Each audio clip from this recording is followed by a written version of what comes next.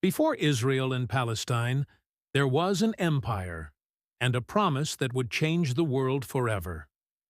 For centuries, the lands we now know as Israel and Palestine were part of a vast multicultural realm, the Ottoman Empire. For 400 years, from 1517 until the end of World War I, this region was a province under Ottoman rule, a mosaic of different faiths and communities living together. But empires fall. As the smoke cleared from the First World War, the Ottoman Empire crumbled and its territories were carved up by the victorious powers. In 1920, the League of Nations, the precursor to the United Nations, granted Britain control over the region with a specific set of instructions. This was the beginning of the British Mandate for Palestine. It sounds like a simple transfer of power, right? But something had happened a few years earlier that would sow the seeds of a conflict still raging today. In 1917, while the war was still on, the British government issued a public statement. It was a letter, just 67 words long, from the British Foreign Secretary, Arthur Balfour, to Lord Rothschild, a leader of the British Jewish community. This letter became known as the Balfour Declaration. It declared British support for the establishment of a national home for the Jewish people in Palestine. This was a monumental moment for the Zionist movement, which had been campaigning for a Jewish homeland for decades.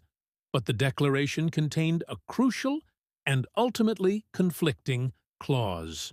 It also stated that nothing shall be done which may prejudice the civil and religious rights of existing non-Jewish communities in Palestine.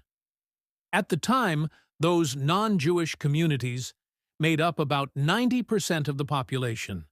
They were the Arab Palestinians, who had lived on that land for generations. So, Britain made a dual promise: a home for one people, while supposedly protecting the rights of another, all on the same piece of land.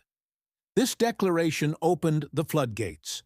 Following the British takeover, Jewish immigration to Palestine, which had already begun, accelerated dramatically. With the help of Zionist organizations, more and more land was purchased, often from absentee Arab landlords.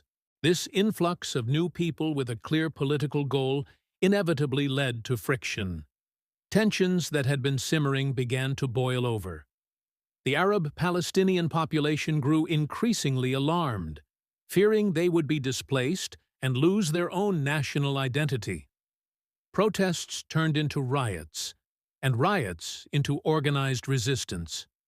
The British authorities found themselves in an impossible position, trying to manage two competing national movements they had helped to create. They tried to limit immigration and land sales to appease Arab anger, which in turn angered the Jewish community. The situation became a pressure cooker, with both sides feeling betrayed by the British. Here's the twist that reverberates through history: a single diplomatic letter. The Balfour Declaration, penned in a London office to achieve short-term wartime goals, ended up shaping the destiny of millions. It created a set of irreconcilable obligations. By promising a homeland to one group in a land already inhabited by another, it laid the foundation for a century of conflict, displacement, and struggle. It was a promise that, in trying to satisfy everyone, ultimately betrayed generations. When promises shape history, the search for truth becomes more important than ever. If you want to understand the complex roots of the world we live in today, subscribe to our channel. Thanks for watching.